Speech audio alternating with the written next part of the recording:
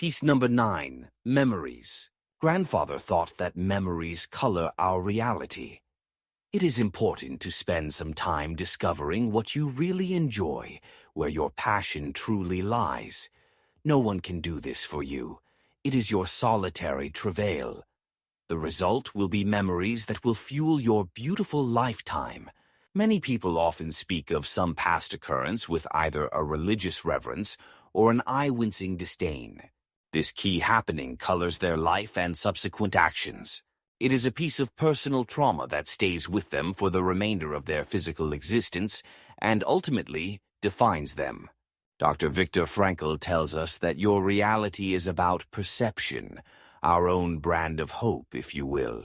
It is how we see the world, not the circumstance itself, that defines us.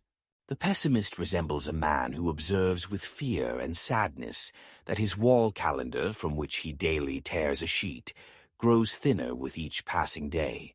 On the other hand, the person who attacks the problems of life actively is like a man who removes each successive leaf from his calendar and files it neatly and carefully away with its predecessors, after first having jotted down a few diary notes on the back. He can reflect with pride and joy on all the richness set down in these notes, on all the life he has already lived to the fullest. What will it matter to him if he notices that he is growing old? Everything can be taken from a man but one thing, the last of the human freedoms, to choose one's attitude in any given set of circumstances, to choose one's own way. We often forget that the world needs us, each and every human being. It, however, needs the developed, thoughtful self, not the average, greedy, self-centered individual in a leadership role. It needs more Dalai Lamas and fewer infamous members from history. The most wonderful part of the modern age is that careers abound and that freedom is in front of every individual, if they so choose. So, do care a lot about you. You can make a world of difference. During the summer holidays, I had the opportunity to revisit Krakow, Poland. I went to school there a very, very long time ago. The experience seemed to be almost eerie, for nothing had changed since my first arrival.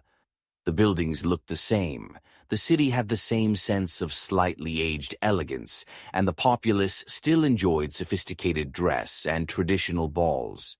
I almost immediately fell back into my old routine. A quiet evening supplanted by intimate conversation, a good book, and an early sleep. The morning dawned bright and crisp at 6:30, or, at the latest, 7. The true difference was that some 40 years had passed. Now, should I lament the epoch that has transpired between my initial sojourn and today? I think not, for in the intervening period I have lived an interesting and, some would say, adventurous life.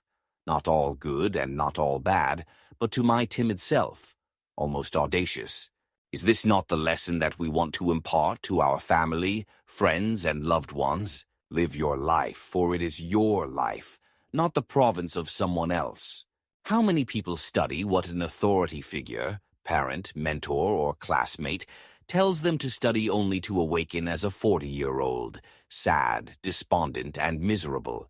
Record levels of alcoholism, drug addiction, and clinical depression would suggest that too many fall victim to some form of societal neurosis. It is, rather sadly, all based on choice. We must fight against the paradigms that constrict human freedom at any age. Today, our model is stability.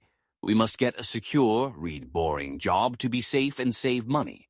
Why, you may ask? You will need money when you retire, is the response. Certainly, frugality and stewardship of one's resources is an intelligent approach to life, but should this totally color our present job choices? I think not. Be a little brave. You won't be disappointed. Mahatma Gandhi has a thought. Let the first act of every morning be to make the following resolve for the day. I shall not fear anyone on earth. I shall fear only God. I shall not bear ill will toward anyone. I shall not submit to injustice from anyone.